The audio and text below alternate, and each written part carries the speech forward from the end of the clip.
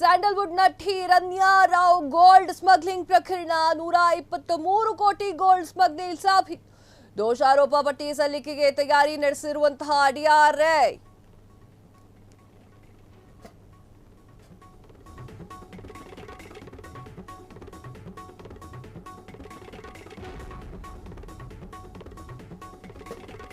Sandalwood ನಟಿ Ranya Rao gold smuggling ಪ್ರಕರಣ 123 ಕೋಟಿ ಗೋಲ್ಡ್ ಸ್ಮಗ್ಲಿಂಗ್ ಸಾಬೀತು.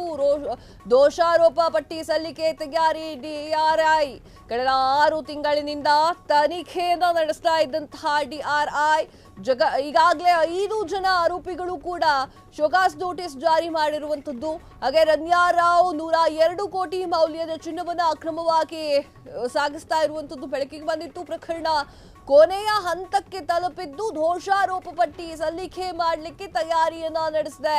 ಮಲತಂದೆ ರಾಮಚಂದ್ರ ರಾವ್ ಅವರ ಕಾರ್ ದುರ್ಬಳಕೆ, ರಾಜಕಾರಣಿಗಳ ಹೆಸರು ದುರ್ಬಳಕೆ ಎಲ್ಲಾ ಮಾಹಿತಿಯೂ ಕೂಡ ತನಿಖೆಯಲ್ಲಿ ಬಹಿರಂಗವಾಗಿದೆ.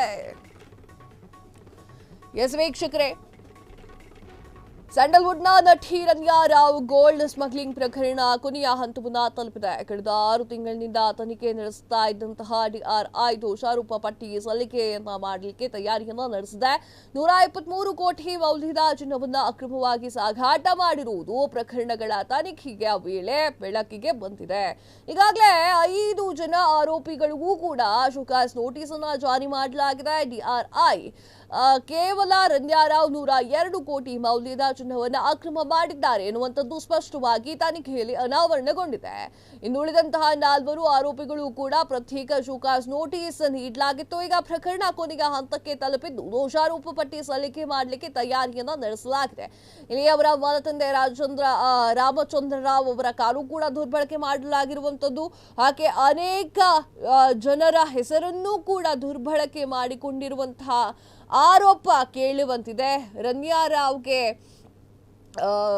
ಏನು ಜೈಲಾಗುತ್ತೋ ಅಥವಾ ಬೇಲಾಗುತ್ತೋ ಏನು ಗೊತ್ತಿಲ್ಲ, ಕಾದು ನೋಡಬೇಕಾಗಿದೆ.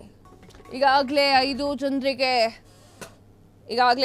ಜನರಿಗೆ ಶೋಕಾಸ್ ನೋಟಿಸ್ ಅನ್ನ ಕೂಡ ಜಾರಿ ಮಾಡಲಾಗಿತ್ತು. ಪ್ರಕರಣ ಕೊನೆ ಹಂತಕ್ಕೆ ತಲುಪಿದೆ. ಸೊ ಈ ಪ್ರಕರಣದ ಕೊನೆ ಹಂತದಲ್ಲಿ ರನ್ಯಾ ರಾವ್ಗೆ ಯಾವ ರೀತಿಯಾಗಿ ಅವರಿಗೆ ಶಿಕ್ಷೆ ಆಗುತ್ತೋ ಅಥವಾ ಇಲ್ಲ ಬೇಲಾಗುತ್ತೋ ಅನ್ನೋದು ಬೇಲಲ್ಲ ಆಗಲ್ಲ. ಆದರೂ ಜಸ್ಟ್ ಹೇಳೋಣ, ಏನಾದರೂ ಮಾಡಿ ಇಲ್ಲ ನಾನು ತಗೊಂಡಿಲ್ಲ ಅಥವಾ ನಾನು ಕದ್ದಿಲ್ಲ ಅಂತ ಹೇಳೋಕ್ಕಾಗಲ್ಲ. ಯಾಕೆ ಅಂತಂದರೆ ಅದು ರೆಡ್ ಹ್ಯಾಂಡಾಗಿ ಸಿಕ್ಕಾಕೊಂಡ್ಬಿದ್ದಿದ್ದು, ಬೇಲು ಅನ್ನೋ ಪ್ರಶ್ನೆಯೇ ಇಲ್ಲ. ಆದರೆ ಜೈಲೇ ಯಾಕೆ ಒಪ್ಪಗಂತಾಳ ಇಲ್ವೋ ಅಂತ ಗೊತ್ತಿಲ್ವೇ, ಕಾದ್ ನೋಡಬೇಕು.